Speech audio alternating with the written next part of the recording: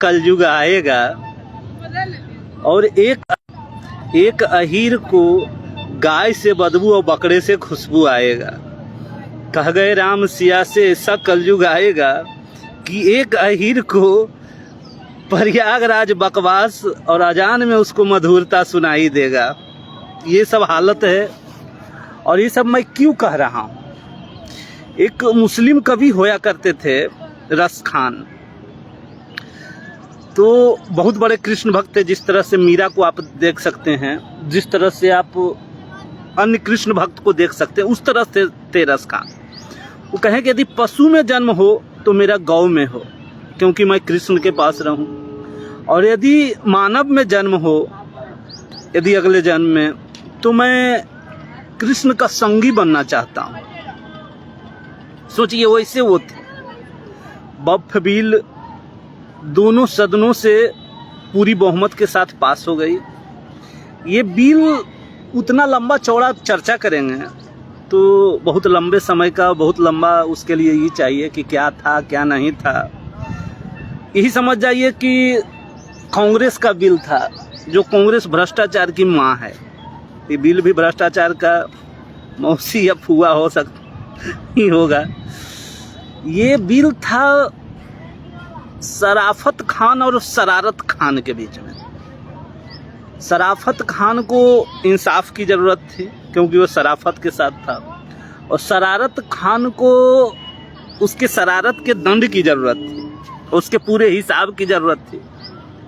उसको माननीय अमित शाह जी, माननीय प्रधानमंत्री और माननीय जो संसद में जितने भी ऊपरी सदन, निचली सदन के लोग हैं, उन्होंने इसको पूर्ण बहुमत के साथ पास किया। और जो शरारत खान के साथ थे वो अलग लगे हुए थे। इस बिल पर मैंने जिस तरह से सुनाई नेताओं को, जो आप सुने होंगे, जो प्रयागराज में जिसको बकवास नज़र आ रहा था कुंभ में, और जिसको गाय से बदबू आ रहा था, वो तरह तरह की धमकी दे रहे थे। ये नहीं होगा, वो नहीं होगा, कानून को हम मानते नहीं। बेटा, संसद पास किया है, राष्ट्रपति की मुहर लगी है, नहीं मानिएगा कानून? इस कानून को मनवाने वाला कौन है पता? इसीलिए एक सशक्त सरकार की जरूरत पड़ती है, मजबूत सरकार। आप जितने भी उदंडता वाले प्रयोग देखे होंगे, श्रीलंका में खा गया श्रीलंका को, आप देखे होंगे बांग्लादेश में खा गया बांग्लादेश को। भारत में उस वक्त ऐसी सरकार थी कि महीनों बैठे रहे शाहीन बाग में, नतीजा सिफर निकला। और सरकार को धमकाना, धड़काना, आप किस किस तरह का मौलवियों का बयान सुन रहे होंगे। उस शरारत खान का किस तरह से उसका व्यवहार था देश के प्रति, किस तरह से उसका प्रस्ताव था संविधान के प्रति, किस तरह से उस देश को चलाना चाहता था। मैं ही एक बात कहता हूँ, 1985 की घटना, शाहबानो की घटना, जिसको पति तलाक दे देता है, केस लड़ते लड़ते बेचारी सुप्रीम कोर्ट तक जाती है। सुप्रीम कोर्ट का आदेश आता है कि इसको गुजारा भत्ता के लिए मात्र 500 रुपये का महीना दिया जाए। 500 रुपये का मतलब आप लोग समझ रहे होंगे, उस वक्त कुछ वैल्यू था 85,000 के आसपास में 500 का, लेकिन उतना ज़्यादा वैल्यू नहीं था कि एक अकेली माँ और उसके साथ बच्चों को सही से पेट भर सके। उसके लिए इसी तरह से, जिस तरह से आप ये देख रहे थे, उठ पटांग कर करके लंबे लंबे दाढ़ी वाले ने राजीव खान को इतना मजबूर किया, जबकि उस वक्त नीचे से उस ऊपर तक उसी की सरकार थी, कांग्रेस की सरकार थी। राजीव गांधी उस वक्त ये थे, प्रधानमंत्री थे। उन्होंने सुप्रीम कोर्ट के कानून को, पारित किए हुए को, संसद में बिल ला करके निरस्त कर दिया। सोचिए, एक माँ की पुकार को उन्होंने किस तरह से संसद में कुचल दिया। ये क्या था? वोट बैंक की राजनीति थी। उनको अपना आधार खिसकता जा रहा था। अरे एक देश के ऐसे भी प्रधानमंत्री थे माननीय अटल बिहारी वाजपेयी जी, जो कहते हैं कि इस तरह से यदि मुझे सत्ता मिलती है तो मैं चिमटे से भी नहीं छूऊंगा। सत्ता आती है, सत्ता जाती है, लेकिन आप क्या करते हैं वो आपका इतिहास रहता है। और सत्ता जन जन की सेवा के लिए होता है। आज बफवील के लिए खड़ा होना प्रधानमंत्री का, उस आखिरी व्यक्ति के पास पहुंचना है। आज उस आखिरी व्यक्ति को इंसाफ दिलाना है,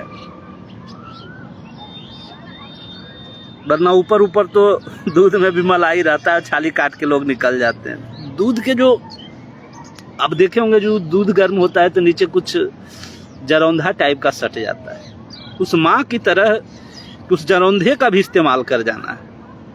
ऐसे हमारे प्रधानमंत्री और ऐसे हमारे देश के नेता, वरना महाकुंभ में बकवास, गौ में बदबू, ये सब तो नज़र आते ही हैं। सोचिए कैसे हैं वो लोग और कैसे हैं इनकी और जो इनको वोट करने वाले।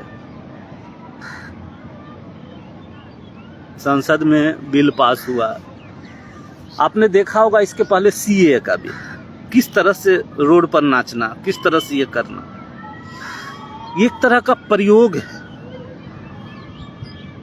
इसकी चर्चा मैं अगले लाइव में करूंगा। आज छठ मन गया।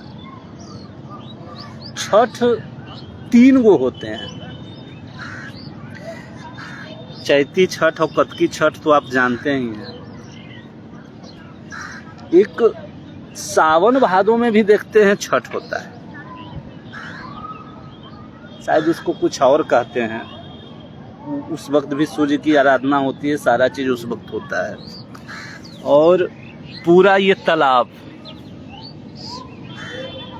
अब खाली हो चुका है। अब पर्वतियों का ये फूल प्रसाद नज़र आ रहा है। और ये जो सामने मेरा मोहल्ला है तालाब के उस कोने पर, अब लोग जुटेंगे और आज नहीं, शायद संडे को सब सर सफाई करेंगे, क्योंकि यहाँ सुबह में बहुत ज़्यादा मॉर्निंग वॉक होता है और शाम को इवनिंग वॉक भी होता है। और इसको पटना का जुहू चौपाटी भी कहते हैं। बहुत सारी दुकानें हैं यहाँ, चाय है, चाउमीन है, सारा जितना भी आप आधुनिक तरीके का देखते हैं, चाय समोसा वाला भी। नमस्कार, थैंक्स ब्रदर, थैंक्स मेरे भाई जो हमें सुने और इतना समय आपने दिया।